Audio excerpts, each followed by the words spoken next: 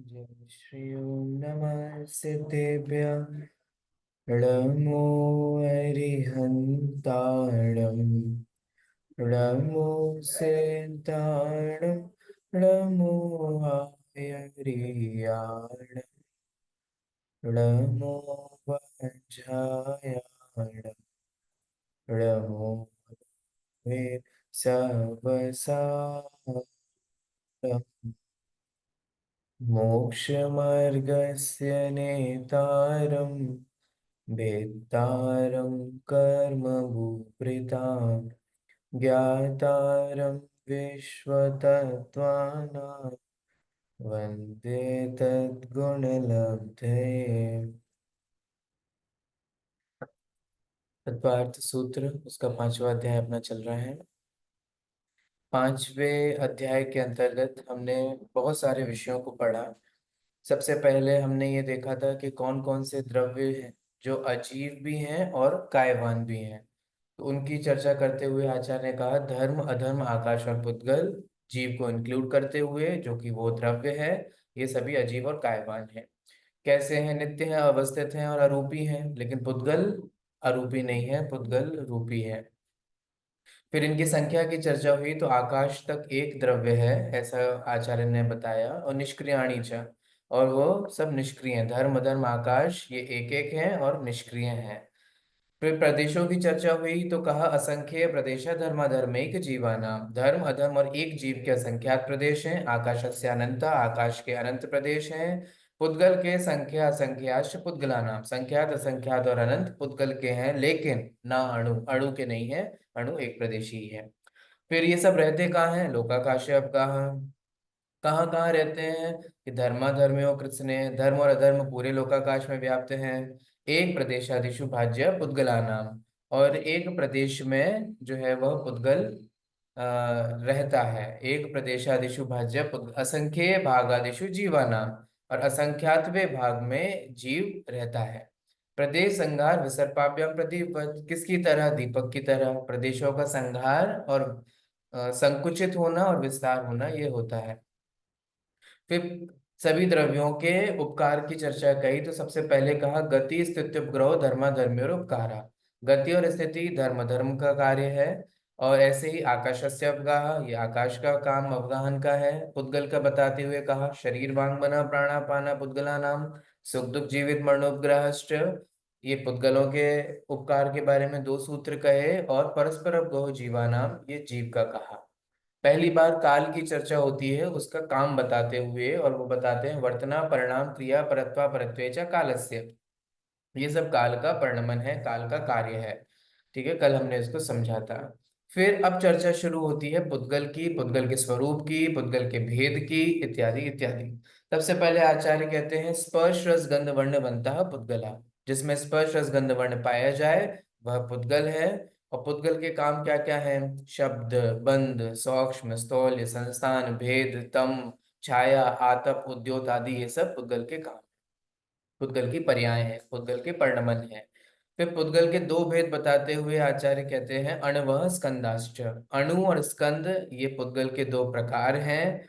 और ये अणु और स्कंद कैसे बनते हैं उसकी चर्चा भी हमने कल पढ़ी थी, जो कि तीन सूत्रों में आई थी। सबसे पहले भेद संघातेभ्य उत्पद्यन्ते, भेद से माने अलग होने से, संघात माने जुड़ने से इनकी उत्पत्ति होती है। किसकी? स्कंदों की। भेदात अणु, और अणु की उत्पत्ति कैसे होती है? अणु की उत्पत्ति भेद से ही होती है ना। जुड़ करके कभी भी अणु की उत्पत्ति नहीं होती, भेद से ही होती है।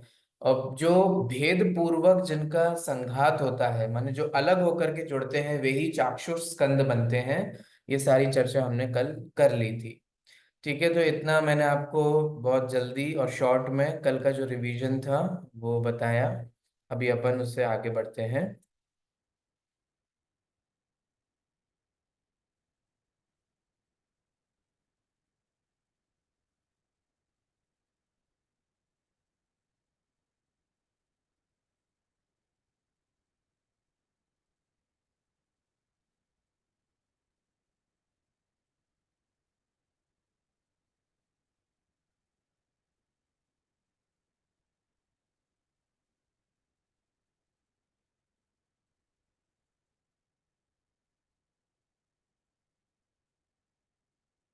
चलिए, अगला सूत्र जो है वो श्वेतांबर एडिशन में हमें नहीं मिलता है, और दिगंबर एडिशन में हमें मिलता है एडिशनल एक सूत्र जो कि इम्पोर्टेंट है और इस विषय से संबंधित है। श्वेतांबर एडिशन में अगर हम देखेंगे तो वह उत्पाद व्यय द्रव्य युक्तम सत से डायरेक्ट चर्चा शुरू हो जाती है, लेकिन इससे पहले दिगंबर एडिशन में सत द्रव्य लक्षणम और उत्पाद व्यय द्रव्य युक्तम सत, ये चर्चा होती है। ये इम्पोर्टेंट है, ऐसा नहीं है कि ये विषय श्वेतांबर आगमों में या ग्रंथों में माना नहीं जाता है, माना जाता है, बट पता नहीं ये सूत्र क्यों नहीं मिलता। ये अपने आप में एक शोध का विषय है, क्योंकि जो इसका अर्थ है वो तो माना ही जाता है।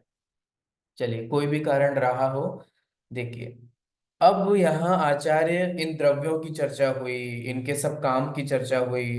अब द्रव्य किसे कहते हैं वो बताते हैं सबसे पहले। तो 29 और 30 नंबर के सूत्र में द्रव्य की ही चर्चा की गई है, और यही चर्चा आगे बढ़ने वाली है। सबसे पहले सद्द्रव्य लक्षणम, आपको सूत्र से समझ में आ रहा होगा कि किसकी चर्चा की जा रही है। द्रव्य लक्षणम, द्रव्य के लक्षण की। क्या है द्रव्य का लक्षण? सत। सत द्रव्य का लक्षण है। बहुत सिंपल सा अर्थ है। सत का मतलब क्या होता है? सत का मतलब होता है अस्तित्व होना। याद है, पढ़ा है आप लोगों ने पहले अध्याय में, सत संख्या क्षेत्र स्पर्शन कालांतर भावाल्प बहुत्वइष्ट, ये सूत्र पढ़ा था तत्वार्थों को जानने के उपाय के संदर्भ में। उसमें सबसे पहला ही नंबर आता है सत का। तो वहां मैंने आपको बताया था कि सत का अर्थ होता है अस्तित्व। सत द्रव्य का लक्षण है, माने द्रव्य उसे ही कहते हैं जिसका अस्तित्व हो, जो एग्जिस्ट करता हो। जो एग्जिस्ट ही नहीं करता वो द्रव्य नहीं होता। ठीक है, तो एक बात ये जैन दर्शन के अनुसार मानिए कि एग्जिस्टेंस ही द्रव्य का लक्षण है। अगर कोई चीज एग्जिस्ट कर रही है इसका मतलब वो द्रव्य है, और अगर वो एग्जिस्ट ही नहीं करती, नॉन एग्जिस्टेंट है, तो इसका मतलब वो सब्सटेंस भी नहीं हो सकता, वो द्रव्य भी नहीं हो सकता। ठीक है, तो इसका मतलब सबसे पहले सूत्र में अस्तित्व को, सत को द्रव्य का लक्षण बताया। और सत किसे कहते हैं, अब अस्तित्व क्या है उसको क्लियर किया है अगले सूत्र में, उत्पाद व्यय द्रव्य युक्तम सत। मुझे लगता है ये सूत्र की जरूरत भी है, क्योंकि 29 नंबर के सूत्र में जब तक आप सत को नहीं समझेंगे कि वो सत क्या है, वो द्रव्य का लक्षण है, तब तक एकदम से ये चर्चा जो आ जाती है, उसमें मेरे ख्याल से ये सूत्र एक गैप, माने क्या, एक ब्रिज का काम करता है दोनों के जो टॉपिक है उसको फिल करने के लिए। तो सत द्रव्य का लक्षण है।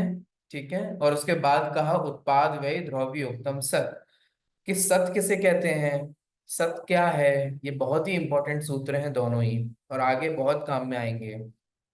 उत्पाद, व्यय और द्रव्य। उत्पाद होना माने द्रव्य में जब नवीन पर्याय की उत्पत्ति होती है ना, उसे बोलते हैं उत्पाद। जब द्रव्य में पूर्व पर्याय का व्यय होता है तो उसे कहते, माने त्याग होता है, तो उसे कहते हैं व्यय। और द्रव्य में जो स्थिरता है, ध्रुवता है, जो आगे आचार्य सूत्र में भी बताएंगे, वह कहलाता है द्रव्य। तो हर एक वस्तु जो है वो उत्पाद व द्रव्य रूप से परिणमन कर रही है। उसमें उत्पन्न माने द्रव्य में पर्याय भी उत्पन्न हो रही है, माने नई पर्याय उत्पन्न होती है, पुरानी पर्याय जाती है ना। और द्रव्य में जो बात स्थिर रहती है वह उस द्रव्य कहलाती है। ठीक है, तो उत्पाद, व्यय और द्रव्य। उत्पाद नई पर्याय होना, व्यय पुरानी पर्याय का त्याग होना, और द्रव्य माने नित्यता, जो नित्यता है वो द्रव्य है। तो उत्पाद व्यय का मतलब होता है बदलना, द्रव्य का मतलब होता है नहीं बदलना, ऐसा पार्ट जो चेंज नहीं हो रहा है। तो चेंजेबल और अनचेंजेबल ये दोनों ही हैं, हम बदल भी रहे हैं और नहीं भी बदल रहे हैं। ठीक है, हम हर क्षण बदल रहे हैं ना, 18 से 19 के हो रहे हैं, 19 से 20 के हो रहे हैं, 20 के 30 के हो रहे हैं, ये सब जो कंटिन्यूटी में हो रहे हैं ना। ठीक है, अब आप विचार करिए, सोचिए कि कोई 24 साल का व्यक्ति है, वो आज के दिन 25 का हुआ। ठीक है, तो 24 से 25 का हुआ, कब हुआ 24 से 25 का? आज के दिन हुआ।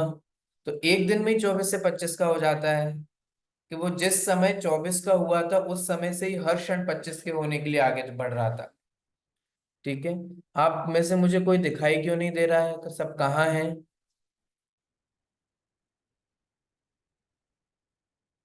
सुमन जी, ये गीता जी, इंदिरा जी, श्रेय जी, मीनाक्षी जी, कोमल बाफना जी। सर हमारा सब पढ़ा रहे हैं ना, इसलिए वीडियो ऑफ किया है मैंने। गोष्ठी की तैयारी कर रही थी। सॉरी। सर मैं सुन रही वेडिंग हूँ। में हूँ तो। हम्म। सर मैं सुन रही हूँ, सर बट मैं वही। भी सुन रही हूँ सर, एक्चुअली किचन में थी इसलिए ऑफ करना पड़ा, सॉरी सर। सर वेडिंग में चलिए, हूँ इसलिए। बताइए बताइए, उत्पाद व द्रव्य किसे कहते हैं? सुन रहे हैं ना आप लोग? बताइए। हाँ, उत्पाद जो चेंजेबल नहीं है, जो उत्पन्न होता है बट चेंज नहीं होता है। गलत। अब समझ में आया मैं उत्पाद। क्यों बोलता हूँ कि सामने बैठ करके सुना करो।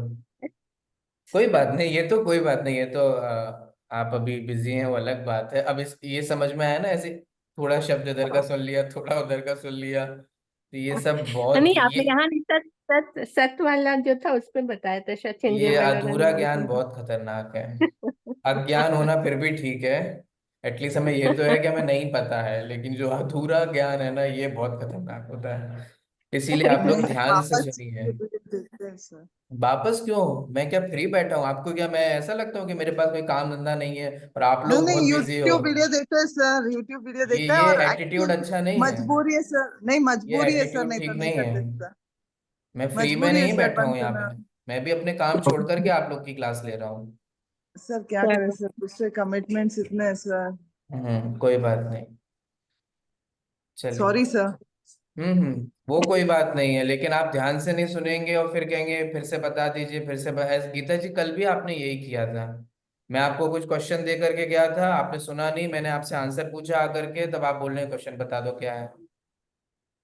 सर सर क्वेश्चन सुना था sir, you need answer an भी मालूम था, बट यू एक नीड बार an doubt. Introspection, you need an introspection, just introspect yourself. Okay.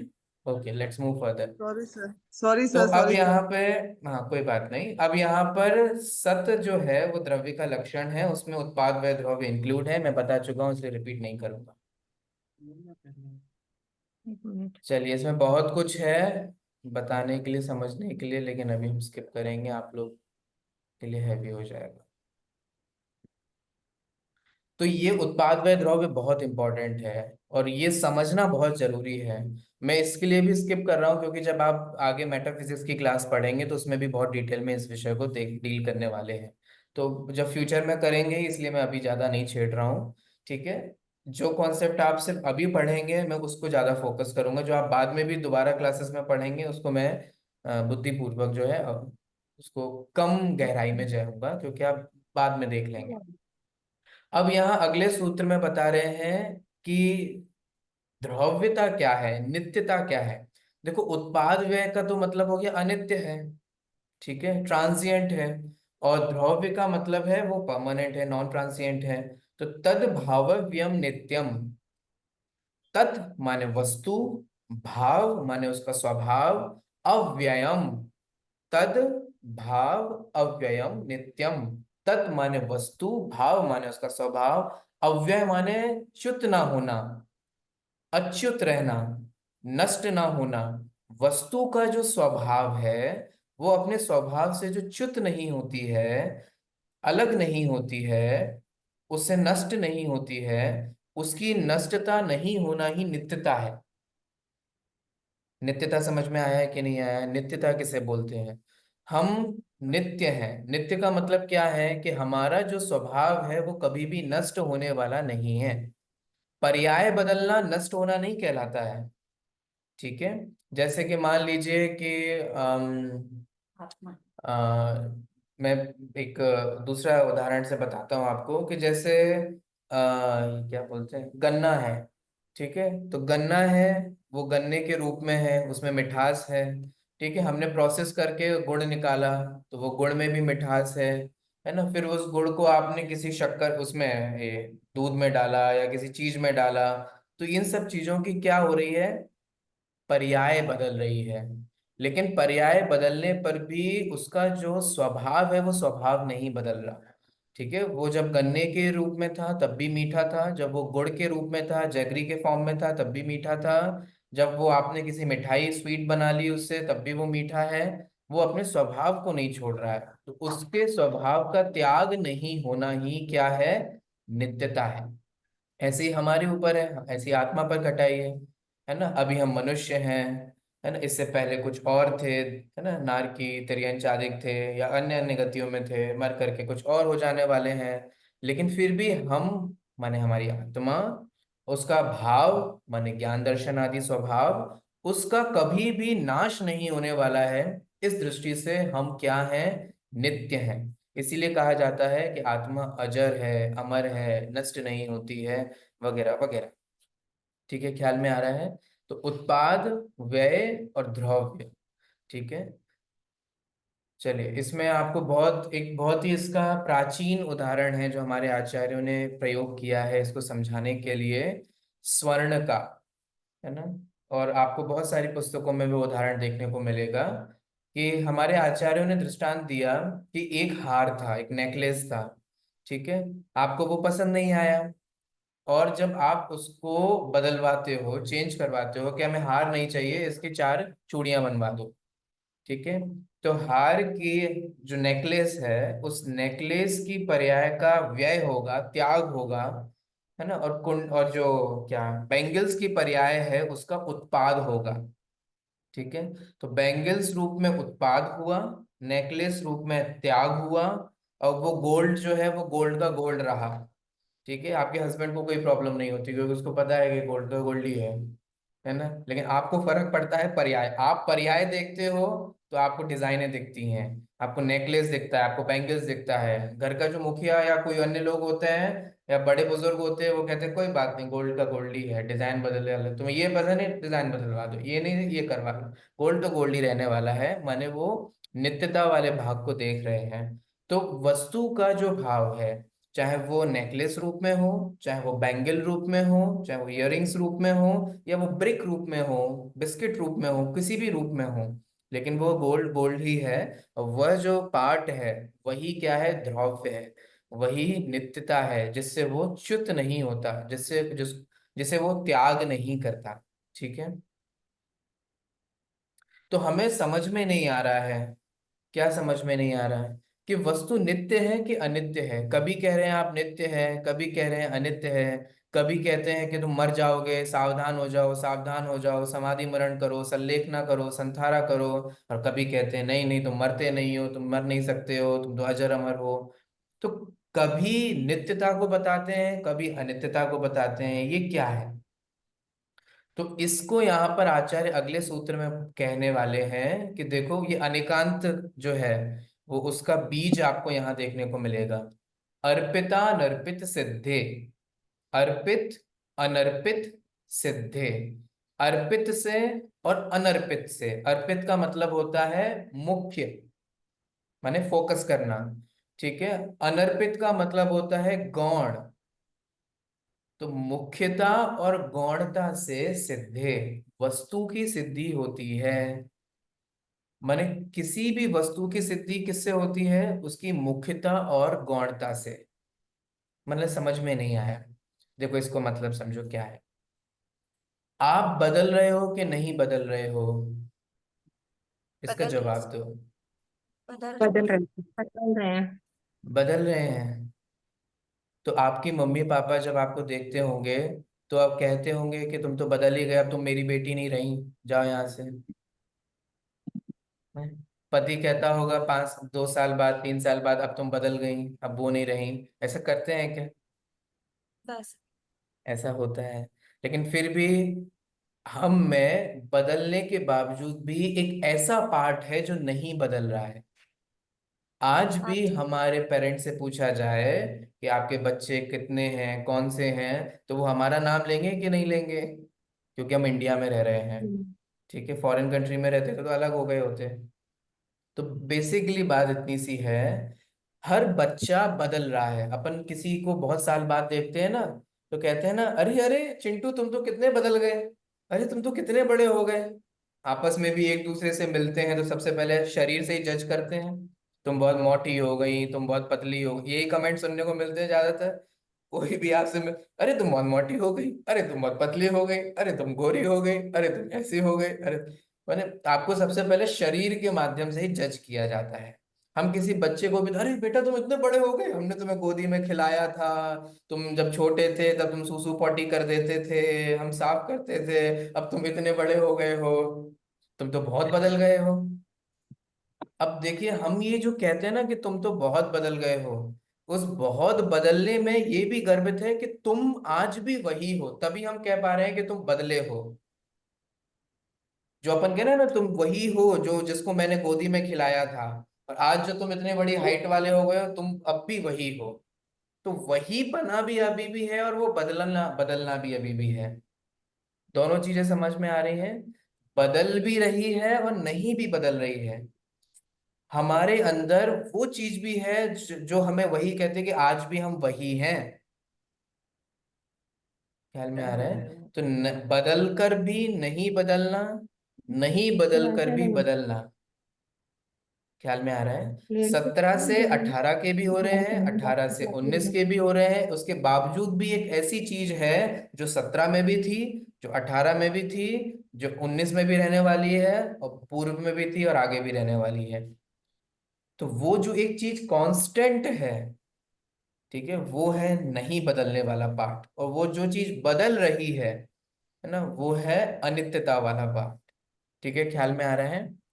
अगर आप अक्रॉस इंडियन फिलोसफीज देखोगे ना, तो अलग अलग फिलोसफीज जो हैं वो अलग अलग को फोकस कर देती हैं। चलो वो उसमें भी आपको नहीं उलझो। तो बदलना भी है और नहीं बदलना भी है। तो जब हमें बदलने वाला पार्ट मुख्य करना होता है तो हम उसे फोकस कर देते हैं। जब नहीं बदलने वाला पार्ट कहना होता है तो हम नहीं बदलने वाले पर फोकस कर देते हैं। तो ये क्या कह रहे हैं? इसे बोला जाता है मुख्यता और गौणता। एक वस्तु, अब इसे आप समझिए, एक वस्तु में अनंत धर्म है, अनंत। वो एक साथ नित्य भी है, एक साथ अनित्य भी है। जैसे आप लोग अपने पे कटाइए, आप लोग एक साथ किसी की बेटी भी हैं और किसी की माँ भी हैं, जो जो हैं उनकी बात कर रहा हूँ, जो नहीं हो वो ऑफेंड ना हो अभी। तो एक साथ जो माँ भी हैं, और जो अभी क्या बोला, किसी की आप बेटी भी हैं और किसी की माँ भी हैं। माँ होना और बेटी होना दोनों अलग अलग चीजें हैं। पिता होना, पुत्र होना अलग अलग चीजें हैं। ख्याल में आ रहा है? और अलग अलग माने विरोधी हैं। आप जिसके, खतरनाक बोल रहा हूं, आप जिसकी बेटी हैं वो आपकी बेटी है क्या? नहीं हो सकता ना। जो मेरे पिता हैं, मैं उनका पिता हूं क्या? नहीं। नहीं, क्योंकि पिता और पुत्र ये दोनों विरोधी चीजें हैं। आपको समझ में आ रहे हैं? लेकिन मैं पिता भी हूं, मैं पुत्र भी हूं। अपने पिताजी की दृष्टि से देखा जाए तो मैं उनका पुत्र हूँ। अपने बच्चों की दृष्टि से देखा जाए तो मैं उनका पिता हूँ। समझ में आ रहा है? अपने माता पिता की दृष्टि से देखें तो आप बेटी हैं, अपने बच्चों की दृष्टि से देखें तो आप माँ हैं। ख्याल में आ रहा है?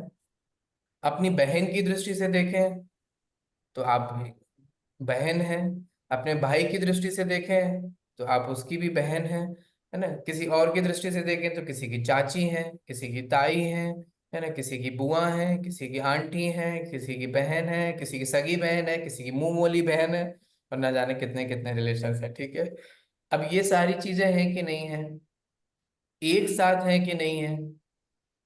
अब एक बार क्या हुआ, और ये अक्सर होता भी है इसलिए मैं बता रहा हूँ ये ऐसा एग्जाम्पल, आपके बच्चे में और आपकी बहन के बच्चे में लड़ाई हो गई। किस बात को लेकर लड़ाई हुई? कि वो कहता है कि नहीं नहीं ये मेरी मम्मी है, वो कहता है नहीं नहीं ये मेरी मासी है, तो पूछ लो जाके। वो कहता है नहीं ये मेरी मम्मी है, नहीं ये मेरी मासी है, नहीं ये मेरी मम्मी है, नहीं ये हमारी मासी है। दोनों को कुछ भी समाधान नहीं हो पा रहा है, दोनों अड़े हुए हैं कि या तो ये मेरी माँ है या तो ये मेरी मासी है, मौसी है ना? जाते हैं, ठीक है, अनेकांतवाद को मानने वाली माँ के पास। तो उससे पूछते हैं कि बताओ मम्मी, आप फैसला कर दो कि आप मेरी माँ हो किसी मासी हो। तो माँ क्या कहती है? बताओ माएं, बोलो। क्या बोलोगे आप? दोनों दोनों की माँ तो भी है और मासी भी है। मासी भी। हाँ, तो स्यादवाद और अनेकांत को समझने वाली माँ कहेगी, देखो बेटा, मैं तुम्हारी अपेक्षा से माँ हूँ और इसकी अपेक्षा से मासी हूँ। मैं तुम्हारी माँ भी हूँ और इसकी मासी भी हूँ, झगड़ो मत। ख्याल में आया कि नहीं आया? ठीक है। जब तुम्हारी मासी नहीं हो, बेटे की मासी नहीं हो और उसकी माँ भी नहीं हो, मासी हो, माँ समान हो, माँ नहीं हो। ठीक है। तो दोनों में आपको अंतर समझ में आ रहा है? मैं इस अपेक्षा से माँ हूं, इस अपेक्षा से, है ना, मासी हूँ, इस अपेक्षा से पिता हूं, इस अपेक्षा से पुत्र हूं। तो उसमें अपेक्षा है। हमें जब जो अपेक्षा मुख्य करना होता है, उस अपेक्षा से हम उसे अभी मुख्य कर देते हैं। जब बेटे की दृष्टि से देखेंगे तो वो मुख्य हो गया, तो तब मैं माँ हूं। ठीक है। पति की दृष्टि से देखेंगे तब पत्नी है। अपने पेरेंट्स की दृष्टि से देखेंगे तब आप बच्ची हैं। आपको ख्याल में आ रहा है ना? तो जब आप इन अलग अलग अपेक्षाओं से देखोगे, और कई बार आप, ये तो मैं आपको जनरल एडवाइस दे रहा हूँ, कई बार हम लोग अपने आप को एक ही संबंध में मान करके जकड़ करके बंध जाते हैं। ठीक है, हम तो बस इतने से ही हैं, हम तो बस इतने ही हैं। ठीक है। वो चीज हमारे अंदर स्ट्रेस पैदा कर देती है। हम सिर्फ पत्नी ही नहीं हैं, हमारा एक अस्तित्व भी है। हम सिर्फ माँ ही नहीं है, सिर्फ बच्चों के पीछे लगे पड़े रहते हैं 24 घंटे, है ना? माँ के अलावा भी हम कुछ हैं। ठीक है। हम सिर्फ किसी की पत्नी नहीं है, हम पत्नी तो है लेकिन सिर्फ पत्नी नहीं है। हम माँ तो है लेकिन सिर्फ माँ नहीं है। आप समझ पा रहे होंगे? ठीक है। हम बेटी तो है लेकिन सिर्फ बेटी नहीं है। ठीक है, ख्याल में आ रहा है? तो इस तरीके से जब जो अपेक्षा मुख्य होती है तब वो फोकस की जाती है। जब कोई और जो जिसे मुख्य किया जाता है, तब बाकी की जो अपेक्षाएं होती है उसे गौण कर दिया जाता है। ठीक है। जब आपको माँ कहा जा रहा है तो कोई आपसे बोले तो क्या आपके मासी नहीं है? हाँ है, लेकिन वो अभी गौण है। ख्याल में आ रहा है? ठीक है। तो जब जो मुख्य होता है उसे हाईलाइट किया जाता है, बाकी को गौण किया जाता है। तो ये मुख्यता और गौणता जो है ना, इसी से समझ में आता है कि वस्तु की सिद्धि होती है। वस्तु की सिद्धि माने वस्तु में होने वाले विरोधी धर्म। आप नित्य भी हैं, आप अनित्य भी हैं, एक साथ ही है ना? आप हैं भी और नहीं भी हैं। आप सत भी हैं और आप असत भी हैं। सोचो, आप लोग हो कि नहीं हो? है हो, किसी अपेक्षा है से हो और किसी अपेक्षा से नहीं हो। जो लोग हमको जानते हैं उनकी अपेक्षा से हम हैं, और जो इतने वर्ल्ड में इतने लोग हैं जो हमें नहीं जानते उनकी अपेक्षा से नहीं है। ठीक है, बहुत अच्छा प्रयोग किया आपने। ये भी हो सकता है कि आप अपने घर में हो और ऑफिस में नहीं हो। यहाँ नहीं हो आप, यहाँ से बलका जी हैं। ख्याल में आ रहा है कि नहीं आ रहा है? तो आप घर की अपेक्षा से हैं, लेकिन इस जगह की अपेक्षा से आप नहीं हैं। आपको अगर मैं ये ढूंढूं तो यहाँ ढूंढेंगे तो आप मिलेंगे क्या मुझे? नहीं मिलेंगे। यही कहेंगे ना, मीनाक्षी जी यहाँ नहीं है, कोमल जी यहाँ नहीं है। ठीक है। तो यहाँ नहीं है। ठीक है। यहाँ नहीं है माने इस अपेक्षा से असत है। घर पे है इस अपेक्षा से सत है। होना नहीं होना ये भी है। तो इस तरीके से आप एक रूप भी हो, आप अनेक रूप भी हो। ठीक है। तो इस तरीके से ये जो परस्पर विरोधी धर्म है, ये एक ही वस्तु में पाए जाते हैं, एक साथ पाए जाते हैं, और इससे वस्तु की सिद्धि होती है। चलिए आगे बढ़ते हैं। अब एक नया पुद्गल का टॉपिक शुरू हो रहा है, और वो टॉपिक शुरू हो रहा है उसके बंध का। पुद्गल आपस में बंधते कैसे हैं? ठीक है, देखिए। स्निग्ध रूक्षत्वाद बंधः। स्निग्ध रूक्ष, स्निग्धता से, स्निग्धता का मतलब होता है चिकनाहट। ठीक है। रूक्षता का मतलब होता है, क्या कहते हैं उसको, हाँ, रफ होना। हिंदी में क्या बोलेंगे? रूखा रूखापन। होना, रूखा, हाँ, रूखा होना। स्निग्धता माने चिकनाहट, रूक्षता माने रूखापन। कोई भी चीज कैसे बंधती है, यहाँ कह रहे हैं परमाणु आपस में बनते हैं ना, स्कंद आपस में बनते हैं ना, बनते हैं कि नहीं बनते हैं, हमने पढ़े हैं कि नहीं पढ़े हैं? पढ़े ना, भेद भेद संघातेभ्य उत्पद्यन्ते, ये सूत्र याद है? भेद से, संघात से ये उत्पन्न होते हैं। तो ये जो आपस में भेद होता है, फिर भेद के बाद अगर इनका संघात होता है, तो ये संघात कैसे होता है? संघात माने बंधना, ये कैसे जुड़ते हैं? आचार्य कह रहे हैं स्निग्धता और रुक्षता से। आप ये स्निग्धता और रुक्षता किसकी पर्याय हैं? अच्छा, ये पर्याय है, ठीक है, पहले तो मैं आपको ये बता दूं किस द्रव्य की पर्याय है। बहुत अच्छा, पुद्गल की पर्याय है, ठीक जल है। के पर्याय पुद सर। अब सुनना, पुद्गल के किस गुण की पर्याय है? हम्म, बहुत अच्छे, अलका जी ने तो मुझे यहाँ जवाब दे दिए सारे सही, आप लोग दीजिए। स्पर्श इंद्रिय है सर, स्पर्श इंद्रिय किया तो स्पर्श गुण के बहुत अच्छे, पर्याय हुए। बहुत अच्छे। इसका मतलब पुद्गल के स्पर्श गुण की जो स्निग्धता और रुक्षता पर्याय है, उसके कारण बंद होता है। पुद्गल में अनंत गुण है, लेकिन सिर्फ स्निग्धता और रुक्षता जो है वही बंध का कारण बनती है। पहले आप ये बात क्लियर कीजिए। तो पुद्गल द्रव्य है, स्पर्श गुण है, और स्निग्धता, रुक्षता, हल्का, भारी, रूखा, चिकना, ठंडा, गर्म आदि ये सब क्या है, उसकी पर्याय हैं। तो उनमें से जो स्निग्धता और रुक्षता वाला जो पार्ट है वो बंध में निमित्त बनता है। तो सिंपल सी बात इतनी सी है। देखो, इसको बहुत इजी एग्जांपल से अगर समझें, दो पेज जो है वो आपस में नहीं चिपकते, लेकिन अगर एक बूंद हम उसमें फेविकॉल, कोई गम या है ना कुछ भी ऐसा डाल दें, तो चिपक जाते हैं कि नहीं चिपक जाते हैं? तो पेज था रूक्ष, है ना, फेविकॉल आदि जो भी सब ग्लू आदि जो था वो क्या था, वो स्निग्ध। और उस स्निग्ध और रुक्षता से मिलकर के क्या बना, वो पेज जुड़ गए, बंद हो गया उनका, ठीक है, अटैच्ड हो गए। समझ में आया आप लोगों को? तो ये भी हमें समझ में आता है। अब पेज किस कलर का है उससे बंद होता है क्या?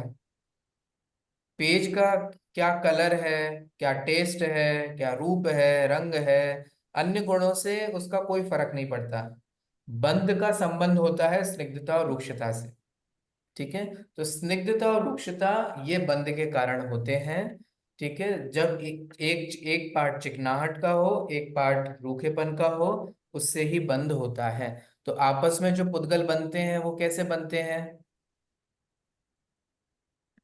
वो बनते हैं स्निग्धता के कारण, माने स्मूथनेस के कारण, रुक्षता के कारण माने रफनेस के कारण, ठीक है। तो जब ऐसे पुद्गल जो स्मूथ हैं, ऐसे पुद्गल जो रफ हैं, जब वे आपस में मिलते हैं तो बंद होता है।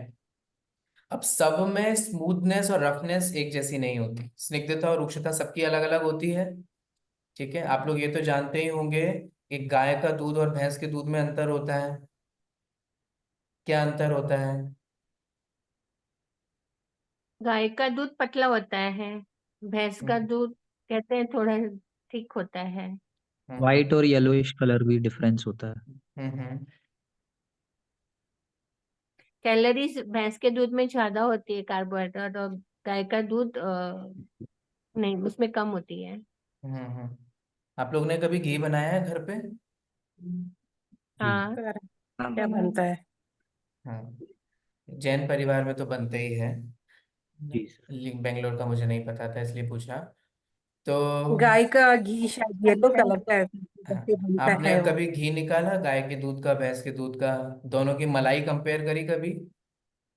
हाँ, गाय के दूध की मलाई पतली होती है। ठीक है।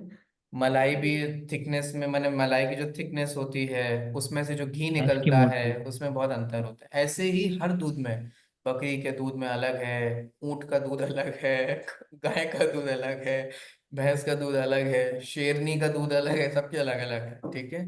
तो ये सबके जो दूध होते हैं इनमें अंतर होता है चिकनाहट का, स्निग्धता का, है ना। गाय के दूध से अधिक चिकनाहट होती है भैंस के दूध में, इसलिए गाय के दूध में आप 1 लीटर में जितना घी निकाल पाएंगे उससे ज्यादा घी निकलेगा भैंस के दूध में, ठीक है। आप प्रैक्टिकल कर लीजिएगा।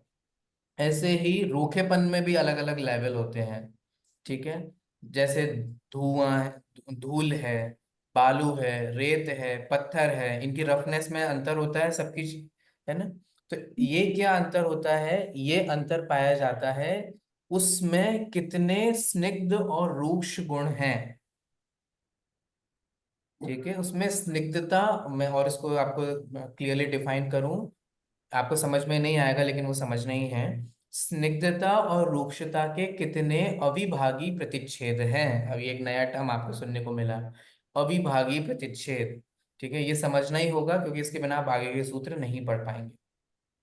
अविभाज्य प्रतिच्छेद क्या होता है, बहुत सिंपल सा है।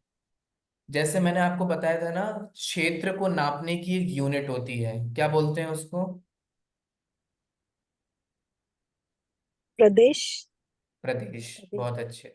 जैसे क्षेत्र को प्रदेश से नापा जाता है ना। सबसे छोटा भाग जो है वो प्रदेश है। काल का सबसे छोटा भाग जानते हैं आप लोग? सबसे छोटा काल कितना होता है? समय। एक समय। समय। समय। एक समय। ठीक है, एक समय से छोटा काल और कुछ नहीं होता, माने सबसे छोटे काल को ही समय कहते हैं। ख्याल में आया? जैसे द्रव्यों में सबसे छोटा कौन है, बताओ? सबसे छोटा द्रव्य कौन सा है? अणु। अणु। बहुत अच्छे। क्षेत्र में सबसे छोटा प्रदेश, काल में सबसे छोटा समय। ऐसे ही शक्ति के जो सबसे छोटा भाग है वो नापा जाता है उसके अविभागी प्रतिच्छेद। अविभागी, अ माने नहीं, विभागी माने दूसरा भाग। ऐसा शक्ति का अंश, प्रतिच्छेद का मतलब होता है शक्ति अंश, शक्ति का अंश। ऐसे शक्ति माने पार्ट ऑफ पोटेंशियलिटी जिन इंग्लिश में चाहिए वो, ऐसा शक्ति का अंश जिसको दोबारा डिवाइड नहीं किया जा सके उसे बोला जाता है अविभागी प्रतिच्छेद। तो पुद्गल में स्निग्धता है, रूक्षता है, इन सब में भी अब आप देखो, चिकनाहट है और रूखेपन है, फिर भी सबकी चिकनाहट में अंतर होता है कि नहीं होता है? ये कपड़ा सॉफ्ट है, ये कपड़ा इससे ज्यादा सॉफ्ट है। कपड़े पहनने में भी हम लोग ऐसा करते हैं कि नहीं करते हैं? हम ये शर्ट नहीं पहनेंगे, ये चुभ रही है, ये बहुत रफ है, हाँ ये पहनेंगे, इसका कपड़ा अच्छा है, ये सॉफ्ट है। इसका मतलब उसमें स्निग्धता के अधिक अविभागी प्रतिच्छेद हैं। ठीक है, जैसे हम ये देख रहे हैं ना कि भैंस के दूध में ज्यादा मलाई निकलती है, ज्यादा घी निकलता है एज कंपेयर टू गाय के दूध में। इसका मतलब क्या हुआ कि भैंस के दूध में स्निग्धता के जो अविभागी प्रतिच्छेद हैं वो अधिक हैं एज कंपेयर टू गाय के दूध में। ठीक है, तो इसको, ये कॉन्सेप्ट को हम यहाँ समझ रहे हैं, स्निग्धता और रूक्षता ये बंध के कारण है। और आप देखिए इसकी लाइन, स्लाइड की लाइन, लास्ट लाइन देखिए, इनके अंशों को ही गुण कहा जाता है। किन के अंशों को? स्निग्धता और रूक्षता, इनका जो अंश है, ठीक है, अविभागी अंश, उसे ही यहाँ पर क्या कह रहे हैं, यहाँ पर गुण कह रहे हैं उसको, जो आगे के सूत्रों में आने वाला है।